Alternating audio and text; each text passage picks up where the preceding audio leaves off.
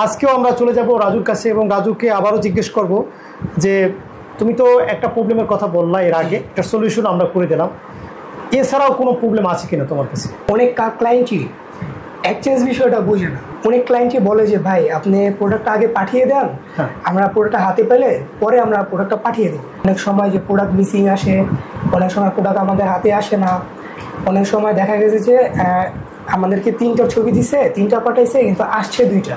সুন্দরবন পোর্টালে পাঠালে দেখা যায় আমাদের এখানে কম্পিউটার এন্ট্রি হয়, তারপর ম্যানুয়ালি এন্ট্রি হয়। এন্ট্রি হওয়ার পরে কিন্তু আমাদের টাকুয়ার টিম মেম্বাররা আপনার সাথে যোগাযোগ করবে যে আপু আপনার একটা প্রোডাক্ট পাঠাইছেন, আমরা এটা রিসিভ করছি। ও যেটা বললো যে আপনারা ওদেরকে বলেন যে আগে প্রোডাক্ট পাঠান, দেন হচ্ছে আমরা রিসিভ করব, ওই সাথে আমরা আরেকটা প্রোডাক্ট দিয়ে দেবো। দেখেন এটা হচ্ছে এটা ডেলিভারি রুলস না, এটা কোনো ডেলিভারি সিস্টেমও না। আল্লাহ না করুক ডেলিভারি ম্যান এটাকে হারাই ফেলে বা ডেলিভারি ম্যান এটাকে গায়েব করে ফেলে, তখন কিন্তু আমাদের কোনো সুযোগ নেই এই প্রোডাক্টটা খুঁজে বের করা, কারণ এটা কোনো এমটি নেই, আপনি কোনো বুকিং দিয়ে পাঠান নেই, আপনি জাস্ট তাকে দিয়ে দিচ্ছেন। এটা কোনো রুল। আসসালামু আলাইকুম দর্শক, আজকেও আমাদের সাথে যুক্ত আছে টাকুয়ার টিম মেম্বার রাজু।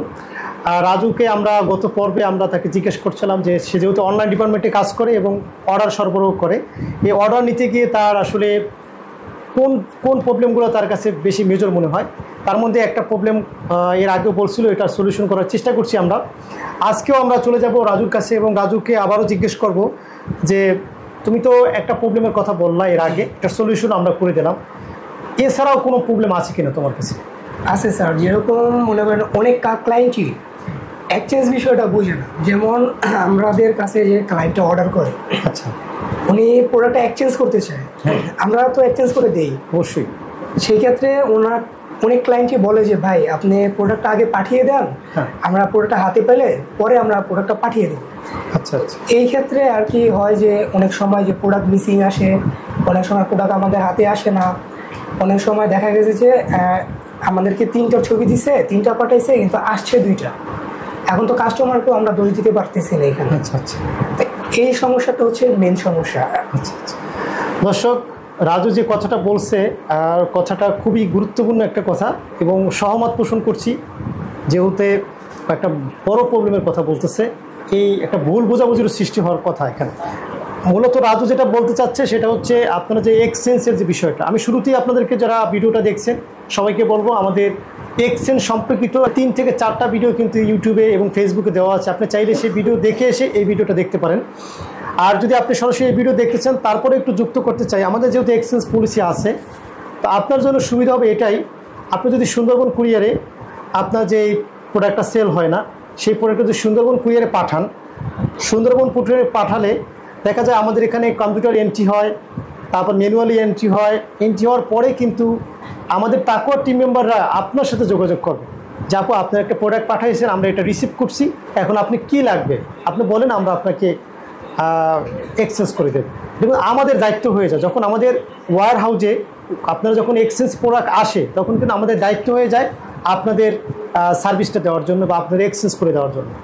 তো সেক্ষেত্রে আপনারা যেটা করতে চান বা ও যেটা বললো যে আপনারা ওদেরকে বলেন যে আগে প্রোডাক্ট পাঠান, দেন হচ্ছে আমরা রিসিভ করব, ওই সাথে আমরা আরেকটা প্রোডাক্ট দিয়ে দেবো।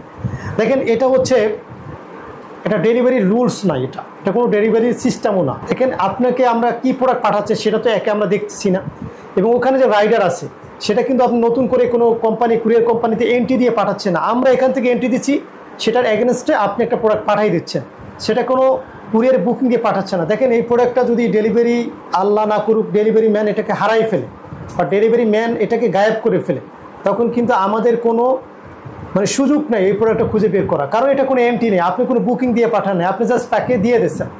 এটা কোনো রুলসের মধ্যে পড়ে না। তার থেকে আপনি যে রুলস অনুযায়ী চলে আসেন, যেহেতু এটা একটা টাকা, একটা প্রোডাক্ট মানে একটা কিছু টাকা, এই টাকাটা আপনি কোনো সিস্টেম ছাড়া অন্যের হাতে তুলে দিতে পারেন না, এটা উচিত না আপনার। আপনি যেটা করতে পারেন, আপনি হয় আমাদের পাঠাও কুরিয়ার বা আপনি স্টেট ফাস্ট কুরিয়ার, আপনার যদি অ্যাপস থাকে সেই অ্যাপসের মাধ্যমে আপনি আমাদেরকে বুকিং দিয়ে পাঠাতে পারেন। আর যদি সেটা না পারেন, আর যদি দ্রুত আমার এক্সচেঞ্জ হয়ে যায়, তাহলে কিন্তু আপনি সুন্দরবন কুরিয়ার বা করতোয়া কুরিয়ার আছে আমাদের এখানে, সেখানে আমাদের যেখানে অর্ডার করছেন ওখানে যদি বলেন আপনার অ্যাড্রেসটা পাঠিয়ে দেন, আমরা কিন্তু অ্যাড্রেসটা সুন্দর করে লিখে দেবো, তো সেই অ্যাড্রেসে কিন্তু আপনি আপনার এক্সচেঞ্জকৃত প্রোডাক্ট ওখানে পাঠাতে পারেন এবং ওই প্রোডাক্টটা আমরা রিসিভ করার পরে আমরা সুন্দর করে এটা চেক করে এবং আপনাকে আবার নতুন প্রোডাক্ট আমরা এক্সচেঞ্জ করে পাঠাবো।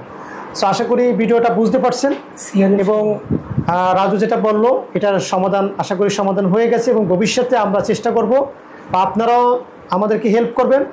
অবশ্যই সুন্দরবন কুরিয়ার আমাদেরকে আগে পাঠাবেন, পাঠানোর পরে শিওর হয়ে নেবেন আমরা রিসিভ করছি কিনা, রিসিভ হওয়ার পরে আবার আপনি অর্ডার করবেন। ধন্যবাদ রাজুকে, ধন্যবাদ আমাদের প্রিয় দর্শককে। ভালো থাকবেন, তাকওয়ার সাথেই থাকবেন। আসসালামু আলাইকুম।